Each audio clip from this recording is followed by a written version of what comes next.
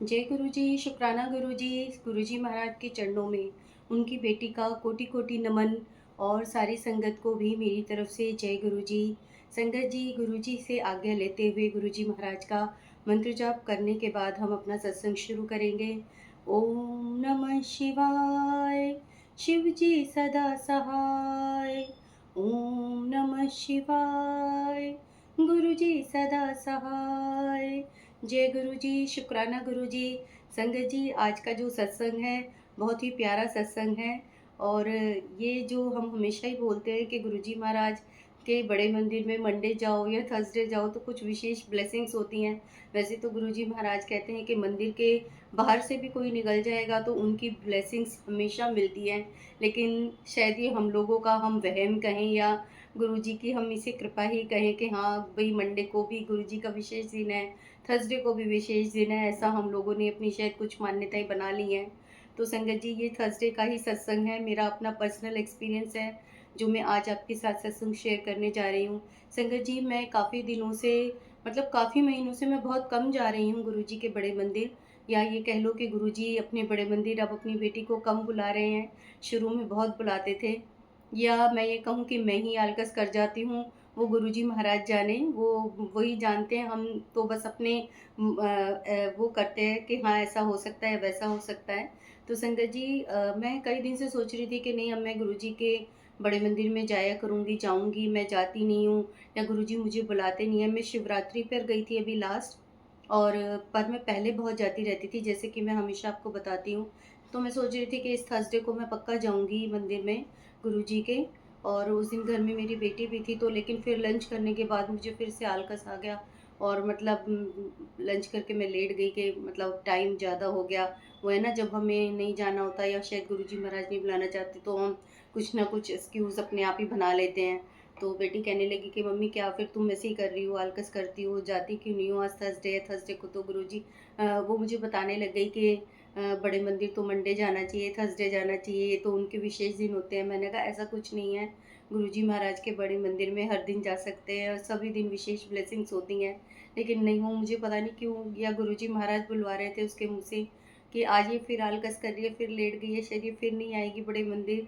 तो गुरुजी महाराज ने उसके मुँह से मतलब ये बुलवाया कि नहीं मम्मी जाओ, थर्सडे है आज, आज तो जाना चाहिए, आज के दिन गुरुजी की विशेष ब्लेसिंग्स होती हैं। जैसे कि बच्चे ज़्यादा नहीं बोलते, लेकिन उसने मुझे बोला तो फिर मैंने सोचा कि नहीं यार, हाँ मुझे जाना चाहिए। तो टाइम तो ज़्यादा हो गया, तो कहने लगी कोई नहीं, फटाफट नहाओ और चले जाओ, अभी कोई ज़्यादा टाइम नहीं हुआ है। मैंने कहा चल ठीक है, मैं चले जाती हूँ। और गुरुजी के जब मैं नहा कर आई और फिर मैंने गुरुजी से अरदास की कि गुरुजी, आज आप मुझे अपने बड़े मंदिर में बुला रहे हो तो आपकी बेटी आपसे ये अरदास कर रही है कि जल्दी से पहुंचा देना। और मैं हमेशा ऐसे ही बोल के जाती हूँ संगत जी गुरुजी को, जब घर से निकलती हूँ कि गुरुजी आराम से अपने बड़े मंदिर पहुंचाना और अच्छी सी ब्लेसिंग्स देना, अपने दर्शन अच्छे करवाना और फिर अच्छे से घर भी छोड़ देना। तो ऐसे ही मैं गुरुजी के सामने खड़ी होकर अरदास कर रही थी, और गुरुजी को मैंने ये भी बोला कि गुरुजी, मैं देखो इतने टाइम बाद आ रही हूँ, तो आज आपकी बेटी चाहती है कि आप उसको दरबार में बिठाओ। जानती हूँ थर्सडे को भीड़ होती है, लेकिन मैं चाहती हूँ आज आप मुझे अपने दरबार में बिठाओ, मैं आपके बिल्कुल सामने बैठूँ। और हमेशा से ही मेरी यही इच्छा होती है कि मैं गुरुजी के दरबार में सामने बैठूँ। और बहुत मतलब जब पहले भी जाती थी तो गुरुजी महाराज ने ज़्यादातर अपने सामने ही बिठाया। जैसी मैंने इच्छा रखी उस इच्छा को पूरा करा गुरुजी ने, और यही मैं ऐसा सोच रही थी। और जब मैं फिर घर से निकली तो संगत जी 4:30 के करीब तो मुझे घर पर ही हो गए थे, लेकिन बस फिर मैंने ठान लिया कि अब जाना है गुरुजी के दर्शन करने। और जब वहाँ पर गई तो सही में उस दिन बहुत रश था थर्सडे को। मतलब संगत काफ़ी थी, लेकिन मुझे ऐसा कुछ नहीं लगा, क्योंकि कहते हैं ना कि जब गुरुजी महाराज के बड़े मंदिर में चले जाओ तो बस लगता है कि हम कहाँ स्वर्ग में आ गए। मतलब जहाँ देखो, जिधर वो करो तो गुरुजी की ब्लेसिंग्स ही ब्लेसिंग्स होती हैं। इतने अच्छे शब्द चलते हैं, तो बस शब्द गुरबानी जब चलती है तो बहुत अच्छा लगता है मन को। बहुत मतलब कई शब्द गुरबानी वहाँ पे ऐसी चली जिससे मैं बहुत टाइम से ही सोच रही थी कि वो वाली शब्द गुरबानी कौन-सी थी जो मैं सुनती थी, मुझे अच्छी लगती थी। और जब मैं वहाँ पे गई तो गुरुजी महाराज ने वही शब्द गुरबानी चलाई, जो कि मैं 1-2 दिन से सोच रही थी। और संगत जी, जब मैं वहाँ पर गई तो रश काफ़ी था, जैसे मैंने आपको बताया, बहुत देर बाहर लाइन में भी लगना पड़ा। लेकिन जब हम अंदर गए और अंदर दर्शन हुए गुरुजी के, जो जहाँ पे मेन गुरुजी का दरबार है, गद्दी है, उसके बाहर का ही जो बरामदा है, क्योंकि रश बहुत था, तो कुछ शिव मूर्ति के पास संगत बैठी हुई थी जहाँ पे उनको चाय प्रसाद मिल रहा था। लेकिन हमें जो है वहाँ पे बरामदे में बैठने का मतलब गुरुजी ने मौका दिया। और संगत जी, आप बिलीव नहीं करेंगे, मतलब कुछ लोगों को तो सीधा चला रहे थे और कुछ को वो उधर ऊपर बिठा देते हैं बरामदे में। लेकिन मेरे को बिल्कुल जहाँ गुरुजी की गद्दी है सामने, और वो बस लगा लो एक वो शीशा था बीच में, और मेरे को वहाँ पे जगह मिल गई बैठने के लिए आगे। और गुरुजी ने कहा कि भीड़ ज़्यादा हो बेशक से, लेकिन अगर तूने मन में ऐसा सोच के आई है, ऐसी अरदास लगाई है, तो कहते हैं ना, गुरुजी छोटी-छोटी चीज़ों को हमें दे के बहुत खुश कर देते हैं। और वो हमारे लिए गुरुजी छोटी चीज़ें नहीं हैं, हमारे लिए बहुत बड़ी हैं कि गुरुजी हमें मतलब हमारी बातें सुन लेते हैं, उनको पता है हम क्या चाहते हैं।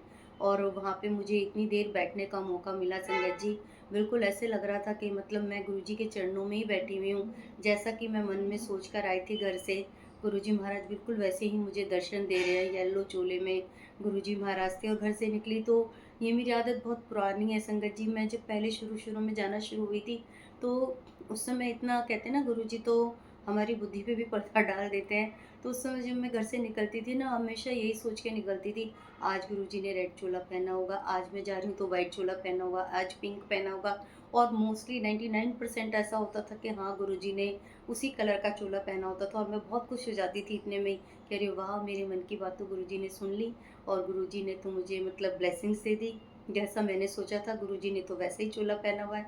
मतलब छोटी-छोटी चीज़ों में भी हम इतने खुश हो जाते हैं, हमें हमारे गुरुजी महाराज खुश कर देते हैं। और उस दिन तो थर्सडे था, तो मुझे अंदर से ये मतलब लग ही रहा था कि आज तो गुरुजी ने येलो चोला ही पहना होगा, और मैं भी येलो सूट पहन कर ही गई थी कि मैचिंग के लिए।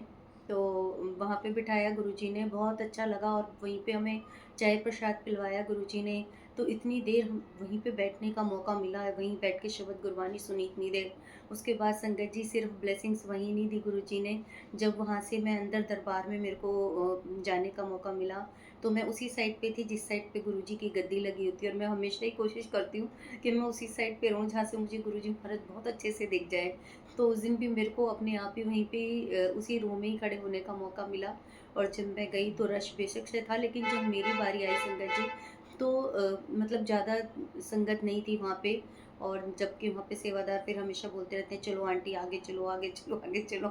तो वो कर रहे थे ऐसे, लेकिन मैंने फटाक से जहाँ गुरुजी की गद्दी थी, मैंने वहीं से सर झुका के मैं पूरा माथा टेका और गुरुजी को शुक्राना बोला कि शुक्राना गुरुजी, आज आपने अपनी बेटी को फाइनली इतने दिनों बाद फिर से बुला लिया, और आगे भी बुलाते रहना।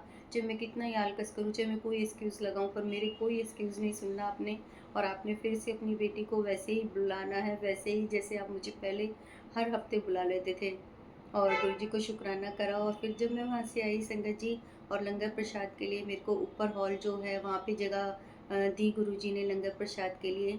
और वहाँ पे जो संगत बैठी हुई थी, मैं ये बताना चाहूँगी कि देखिए, गुरुजी महाराज ने हमें 4 लोगों को साथ में लंगर प्रसाद खाने के लिए वो करा। लेकिन आज भी जो संगत है वो फिर भी थोड़ा-सा इस चीज़ को वो करती है, क्योंकि जो मेरे सामने बैठे हुए थे एक अंकल आंटी, काफ़ी अच्छी फैमिली से लग रहे थे, साथ में उनका बेटा भी था जो यंग था। और लेकिन उनको जब वो बैठ गए थे तीनों एक लाइन में, तब उनको थोड़ा-सा बाद में ये रियलाइज़ हुआ कि भई हमें लंगर प्रसाद दूसरे के साथ शेयर करना पड़ेगा। क्योंकि उस दिन वहीं पे बिठा के लंगर प्रसाद मिल रहा था, पैक्ड लंगर प्रसाद नहीं मिल रहा था, और एक-एक को भी नहीं मिल रहा था, जैसे कई बार होता है कि सिंगल थाली मिल जाती है। लेकिन उस दिन गुरुजी महाराज ने सबको वही 4-4 लोगों में शेयर हो रहा था लंगर प्रसाद। तो जो अंकल थे, उनके सामने एक छोटा बच्चा बैठा था, और उसकी मदर थी शायद, और वो थोड़े से नहीं कहना चाहिए, लेकिन हाँ, थोड़ा फाइनेंशियली रूप से जो स्ट्रॉन्ग नहीं होते, थोड़े गरीब होते हैं, वो लोग थे। थोड़े कपड़े भी उनके ऐसे थे, तो वो मतलब इस उस हिसाब से देख रहे थे कि उनके स्टेटस के हिसाब से नहीं उनके सामने बैठे हुए।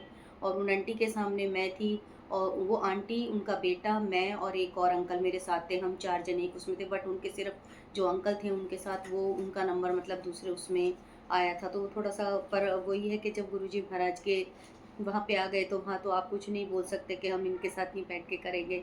तो उनके साथ उनको वो बैठने का वो मिला। और जब लंगर प्रसाद हमारे सामने आया, तो जैसे होता है कि कुछ संगत क्या होती है, मैंने देखा है जब मैं पहले भी जाती थी, अभी भी जाती हूँ, तो क्या होता है, एक कोई भी जो संगत होती है वो उठा के सबको 2-2 रोटी प्रसाद हाथ में दे देती है कि सबके लिए 2-2 रोटी प्रसाद आता है। तो उन लोगों ने अपना अलग से, मतलब वो जो मैं बता रही हूँ मम्मी और बेटा थे, उन्होंने फटाक से 1-1 रोटी अपना उस बेटे ने उनके उठाई और एक अपनी मम्मी को भी दे दी, लेकिन हम 2 को नहीं दी, अपनी मम्मी को दी और खुद ले ली। तो फिर उन अंकल ने भी ले ली और फिर लास्ट में मैंने अपना रोटी प्रसाद लिया। तो अब मैंने जैसे ही रोटी प्रसाद लेके मैं ऐसे ही माथे पे लगाने के लिए करा, तो संगत जी आप बिलीव नहीं करेंगे कि उसमें इतना अच्छा ओम बना हुआ था रोटी प्रसाद में। मतलब मुझे इतना अच्छा लगा कि गुरुजी आप मुझे सच में आज विशेष ब्लेसिंग्स दे रहे हो। आपने घर में कहलवा दिया था बेटी के मुँह से कि तू बड़े मंदिर जा, आज तेरे को विशेष ब्लेसिंग्स मिलेंगी।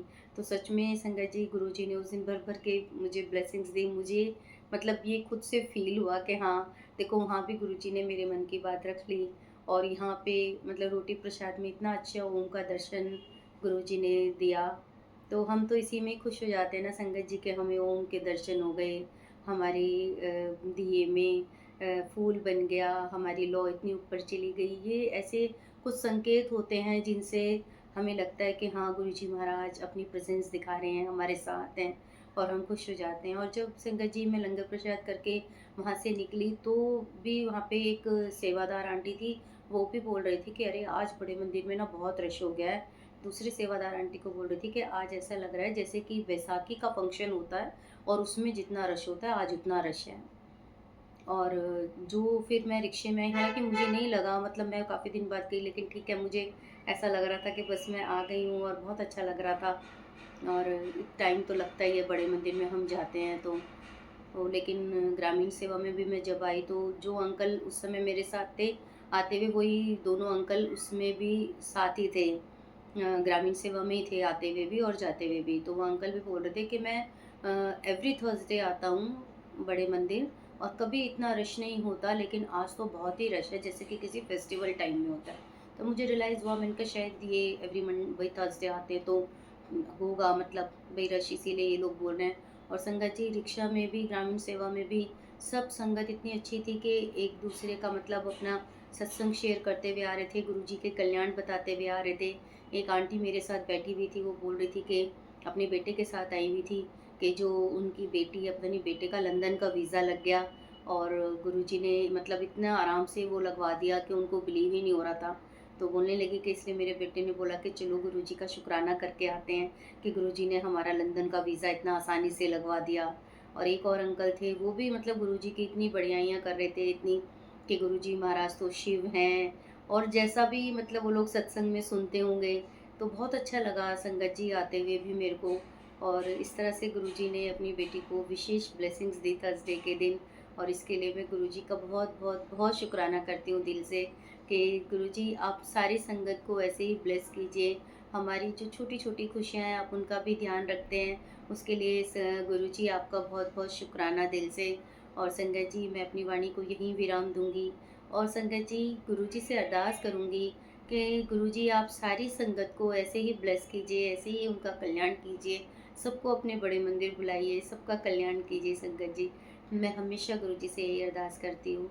और संगत जी अगर आपको गुरुजी के इस चैनल लाइफ विद गुरुजी के सत्संग अच्छे लग रहे हैं तो प्लीज़ लाइक कीजिए, शेयर कीजिए और सब्सक्राइब कीजिए।